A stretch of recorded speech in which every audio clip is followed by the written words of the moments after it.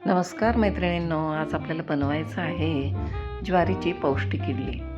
ही इडली इतकी स्पंजी आणि लुसलुशीत आणि जाळीदार बनते। बघू शकता तुम्ही किती छान असं जाळी आलेली आहे। ज्वारीची इडली बनवण्यासाठी आपल्याला घ्यायचं आहे ज्वारी, आणि मी ही ज्वारी घेतलेली आहे कांडून म्हणजे सडणे म्हणजे त्याची एक मशीन असते ज्यामध्ये ज्वारीच्या वरचं सगळं साल काढून मिळतं आणि ती अशी पांढरी शुभ्र साबुदाण्यासारखी दिसते।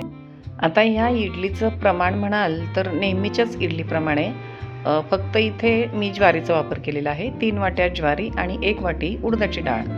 तर ह्या प्रमाणामध्ये आपण घेऊन त्यामध्ये दोन्ही मी ज्वारी आणि डाळ एकत्र मिक्स करून स्वच्छ धुवून घेते आहे।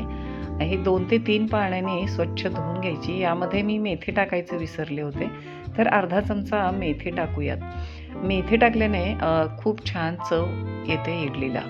आणि आता मी अशा प्रकारे 3-4 पाण्याने धुवून घेतलेले आहे आणि ज्वारी आणि डाळ व्यवस्थित पाण्यात बुडेल इतपत पाणी ठेवून द्यायचं आहे। आता ही ज्वारी आणि डाळ 5-6 तासांसाठी मी भिजत ठेवलेली आहे। ज्वारीच्या वरचं साल काढलं गेलं असल्यामुळे ही ज्वारी पटकन भिजते, त्यामुळे उन्हाळ्यामध्ये एक 5 ते 6 तासात सहज भिजून जाते। मिक्सरच्या भांड्यामध्ये मावेल इतकं हे मिश्रण घेऊन व्यवस्थित दळून घ्यायचं आहे। जे भिजत घातलेलं पाणी होतं त्याच पाण्याचा मी इथे वापर केलेला आहे। अशा प्रकारे 2-2 पळ्या पाणी घेऊन व्यवस्थित मिश्रण दळलेलं आहे। बघू शकता किती पांढरा शुभ्र रंग आलेला आहे।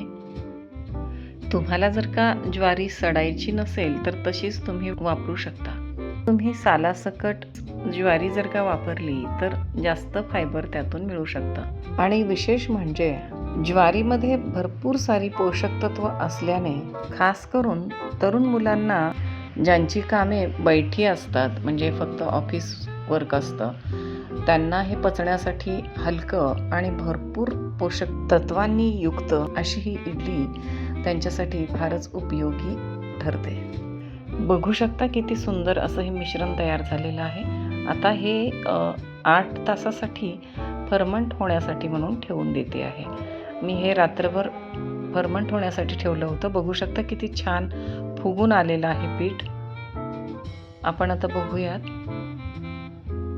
वाह, मस्तच। मला हे बॅटर पाहिल्यानंतर तुम्हाला असं वाटेल की हे डाळ तांदूळापासूनच बनवलेलं आहे।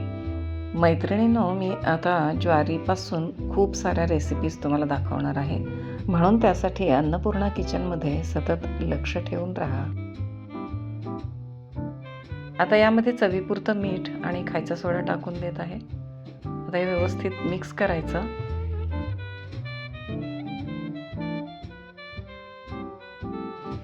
या ठिकाणी इडली पात्राला तेल लावून ठेवलेलं आहे।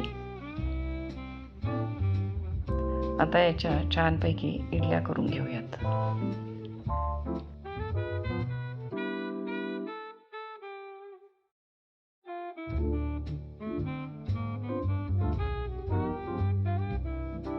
इडलीच्या पात्रामध्ये ह्या सगळ्या इडल्या मी आता उकडून घेणार आहे। या ठिकाणी इंडक्शनचा वापर केलेला आहे।